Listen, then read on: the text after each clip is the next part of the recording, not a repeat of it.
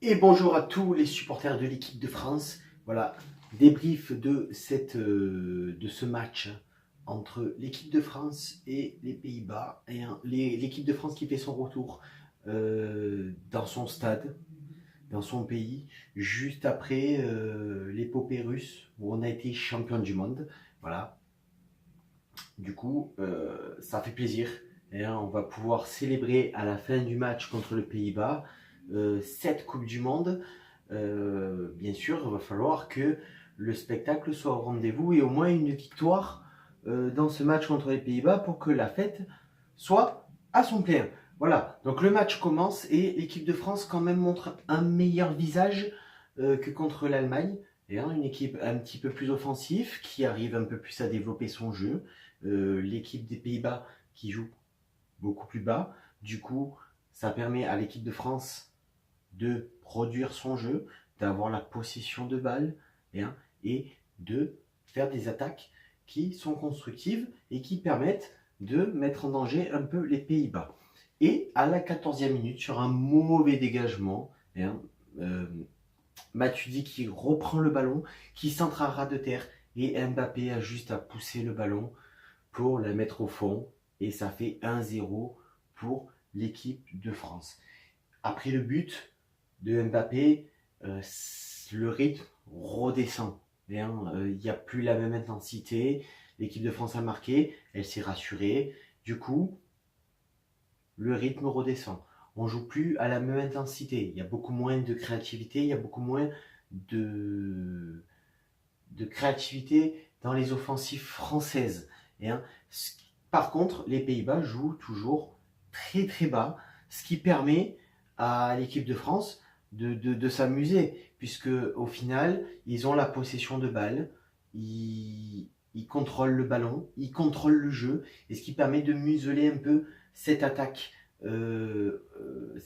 néerlandaise avec Memphis Depay à la baguette. Ça permet de tranquilliser le jeu. Dans cette fin de match, il y a beaucoup de variations de l'équipe de France, mais quand même, on sent que cette équipe est fatiguée. Ils n'arrivent pas à produire un jeu super offensif, beaucoup de manque de percussion à l'image de Mbappé qui, après son but, a du mal quand même à rentrer dans cette offensive française.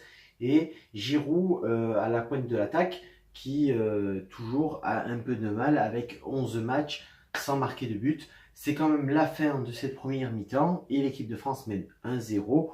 On espère plus ou moins que ça va faire l'affaire. Du coup, on reprend cette deuxième mi-temps avec une équipe de France qui mène 1-0, mais clairement, dans ce début de deuxième mi-temps, on se fait un peu chier quand même. Il n'y a aucune initiative offensive de la part de l'équipe de France. On a l'impression qu'on joue sur un espèce de faux rythme en fait. L'équipe de France propose le jeu, l'équipe de France a la possession de balle, mais à tout moment on a l'impression que les Pays-Bas peuvent marquer le but de l'égalisation. Voilà, et clairement tout au long de ce premier quart d'heure, de ces premières 20 minutes, on se fait chier. On se fait chier parce que l'équipe de France est poussive, elle n'arrive pas à créer l'étincelle d'une offensive qui pourrait permettre à l'équipe de France de se mettre à l'abri et de mener 2-0. Et là, dans ce cas-là, à la 68e minute, l'erreur française arrive et Babel égalise pour l'équipe néerlandaise. Voilà. Babel égalise pour l'équipe néerlandaise, c'est pas démérité puisque l'équipe des Pays-Bas quand même joue en contre et essaye de se procurer des occasions, essaye de pousser Memphis Depay à la pointe de l'attaque. Du coup, cette égalisation n'est pas déméritée pour l'équipe néerlandaise, mais le match nul n'est pas à l'image de la possession de balle que peut avoir l'équipe de France. Et après ce but néerlandais, bien sûr, les Pays-Bas reprennent confiance et proposent un jeu beaucoup plus offensif, avec une possession de balle qu'ils arrivent à récupérer, ils mettent le pied sur le ballon et du coup privent les Français de quelconque offensive possible. Voilà. Mais cependant, après le but, on a un même schéma que en première mi-temps, que en début de deuxième mi-temps. Et à ce moment-là, Giroud, qui n'a pas marqué depuis 11 matchs, sur un centre de Bernard Mendy, qui est rentré en deuxième mi-temps, il met le plat du pied, Giroud, et il marque, il trompe le gardien et il marque son but. Enfin, il peut célébrer. En fait, je crois qu'il a oublié comment il faut célébrer un but, Giroud. Et que ce soit dans son club ou en équipe de France, il a un peu oublié tout ça. Mais l'important, c'est que il met le deuxième but pour l'équipe de France et que du coup, il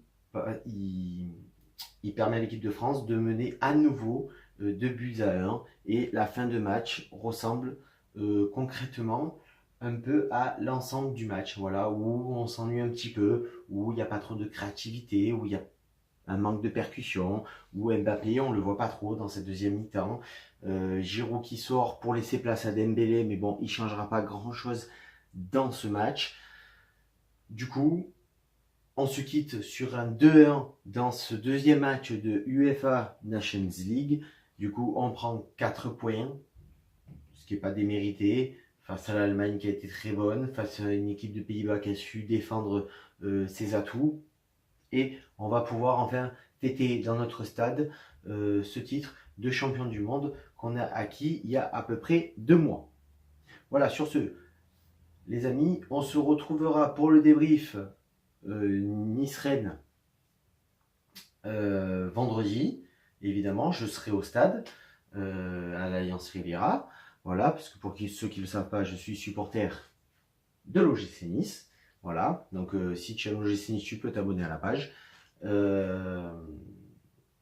Et sur ce, on garde nos forces pendant une semaine pour siffler à thème Benarfa. Sur ce, à plus. Vive la France et Issa Nissa.